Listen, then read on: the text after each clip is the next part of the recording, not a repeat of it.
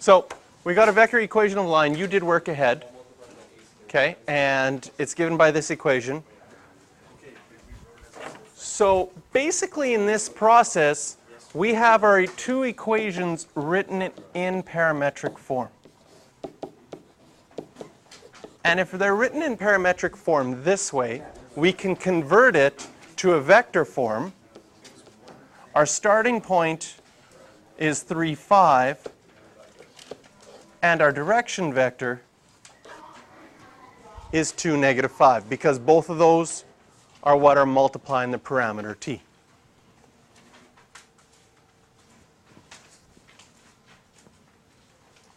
Find the unit vector in the direction of L.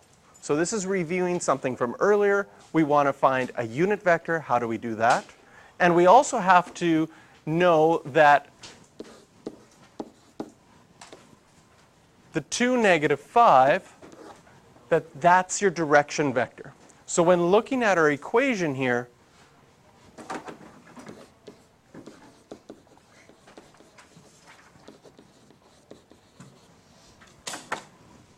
that vector b, that is always our direction vector. How do we find a unit vector? We find a unit vector by first finding out how long the length of this vector. So if I call this vector b, the length of vector b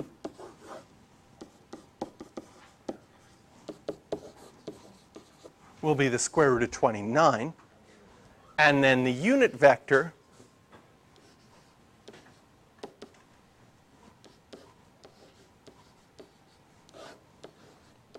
in the same direction will just be 1 over root 29 times 2, negative 5.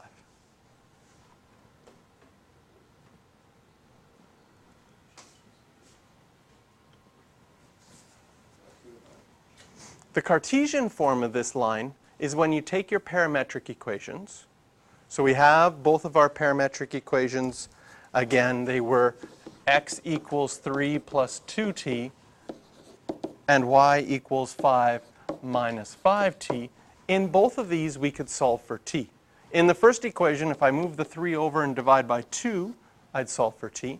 In the second equation, if I'd move the 5 over and divide by negative 5, that would solve for t as well. Since they both equal t, those two fractions would be equal to each other, and that is the Cartesian form. If you wanted to go further, you can multiply this out, rearrange it, and get it into y equals mx plus b form.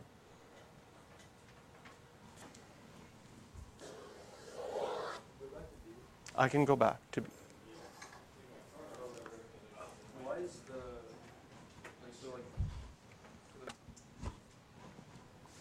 We now move to 3 dimensions. We've got 2 lines. And again, you'll start to see different forms of the vector equation of the line. In this form, I might take the time to rewrite the line L as 5, 3, 0 plus the parameter s, negative 4, 1, 2. I like writing it in this form because we can definitely see what is the random point that's on the line, 5, 3, and 0.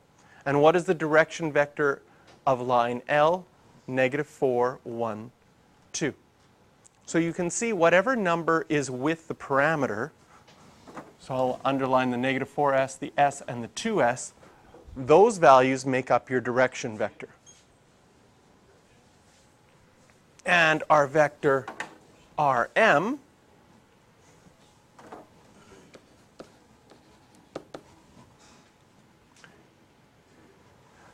the point that's on that line is negative 3, 7, 6 plus t, which is the parameter, negative 4, negative 1, 0.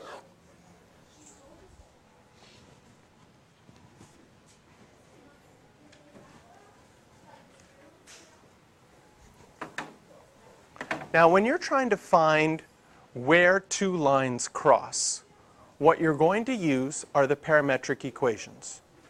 In this case, I have 2 sets of lines, and I'll have 2 parametric equations. from my blue line, I'll get x is equal to 5 minus 4s, y is equal to 3 plus s, and z is equal to 2s.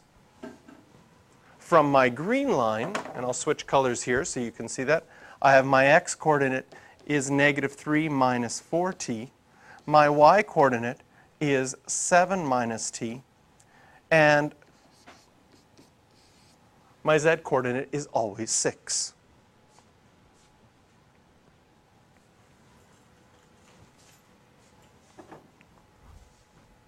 If we want to find their common point, their x values would have to be the same, the y values would have to be the same, and the z values would have to be the same. So from these parametric equations, we can actually say, oh, that means that 5 minus 4s at some time has to equal negative 3 minus 4t.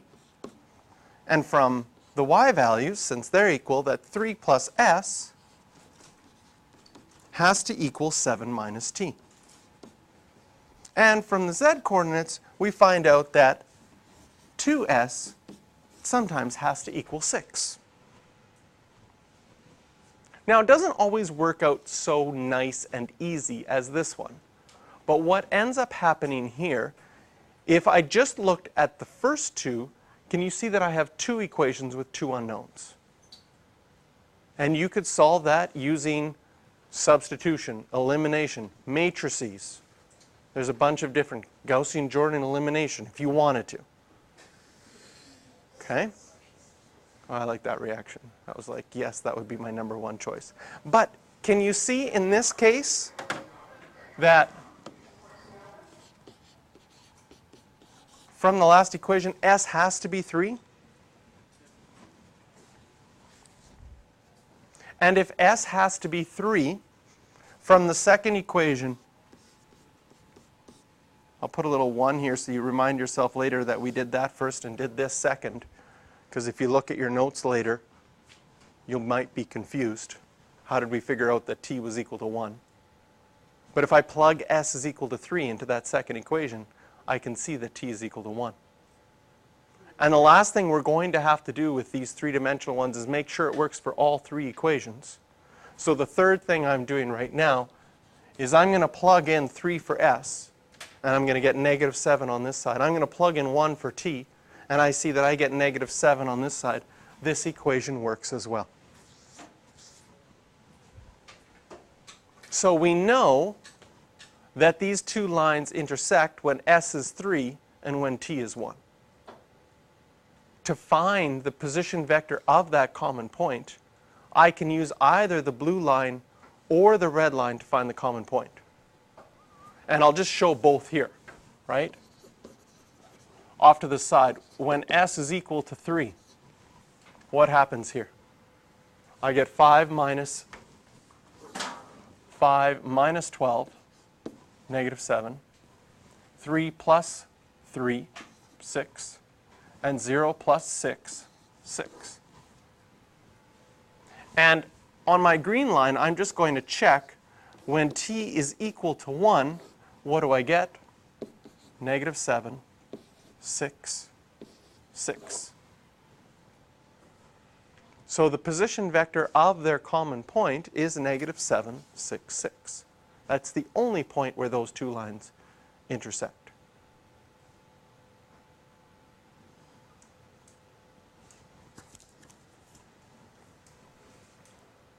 Now, if we want to find in part B here, if we want to find the angle between these two lines.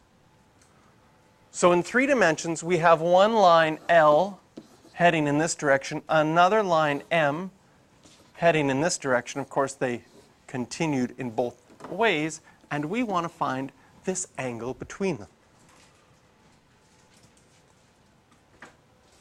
Well, from our dot product properties, we know that cos of theta is the dot product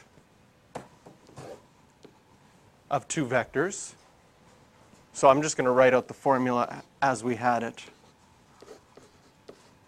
divide by the length of u times the length of v. The question is, which two vectors do we use? What will we use for u and what will we use for v? Okay? So if I look at all the stuff that I wrote down, I've got the common point, I've got a starting point for L and a direction vector for L, I've got a starting point for M and a direction vector for M. I guess you could just randomly choose two of those and hope you're right. Then you'll have a 1 in 10 chance. Not a very good thing. We have to think, well, what defines these vectors? Okay, is it the position, the starting point? The direction vector defines the way that it's going. You meant that the whole time. Perfect. So we need to use our two direction vectors. When figuring out the angle between two vectors, we're going to need to use these two vectors, -4, 1, 2, and -4, -1, 0. So one of these vectors, -4, boy, did I write them down right? Yes? So if I do the dot product between those two vectors, remember your dot product says multiply corresponding components, 16, -1, and 0, and add them. So 16 plus -1 plus 0 would be 15. The length of the first vector will be 16 plus 1 plus 4, square root of 21. The length of our second vector, 16 plus 1 plus 0, square root of 17.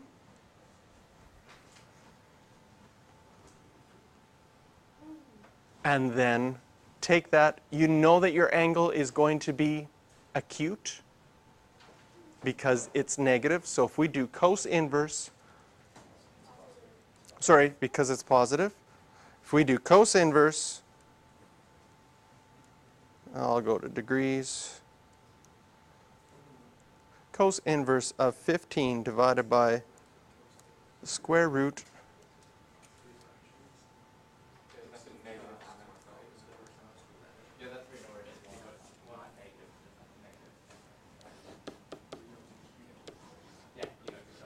Wow, the decimal went in the wrong place. 37.45 degrees, or rounded 37.5 degrees.